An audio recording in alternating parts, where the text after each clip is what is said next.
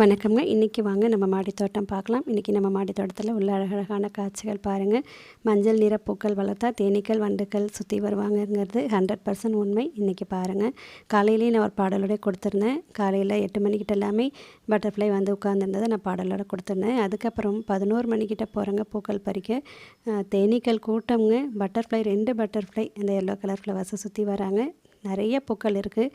அப்போவும் அவங்க வந்து எல்லோ கலர் ஃப்ளவர்ஸை தான் தேடி போகிறாங்க. அதனால் இந்த எல்லோ டெய்ஸி கண்டிப்பாக வாங்கி வளருங்க. பாலினேஷனுக்கு கரெக்டாக இருக்கும்.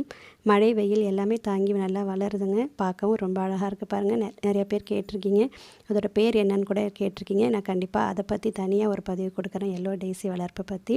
இன்றைக்கி இன்னொரு சந்தோஷமும் பாருங்கள், விதை கொட்டி முளைச்சது. நம்ம பால்சம் என்ன கலர் பூன்னு தெரியலன்னு சொன்னேன் இல்லைங்களா? பாருங்கள், முதல் பூ பூத்துருச்சு. ஒயிட் வைலட் காம்பினேஷனில் பூத்துருக்குங்க. நான் இவ்வளோ பூக்களையும் சுற்றி பார்த்துட்டு வந்ததுக்கு அப்புறமும் பாருங்கள், இவங்க நகரவே இல்லைங்க. தேனீக்களும் பட்டர்ஃப்ளைஸும் சுற்றிக்கிட்டே இருக்காங்க. அதுக்கப்புறம் எல்லா பூக்களையும் பறித்தேன். பூக்கள் பறிக்கிறதுக்கே எனக்கு 1/4 மணி நேரம் ஆச்சுங்க. நிறைய பூக்கள் இருந்தது. சங்கு பூக்கள்லாம் அவ்வளோ பூக்கள்ங்க. எல்லா பூக்களையும் பறித்து முடிச்சதுக்கப்புறமும் அவங்க அந்த அதே இடத்துல தான் இருந்தாங்க. பார்க்க எவ்வளோ அழகாக இருக்குன்னு பாருங்கள்.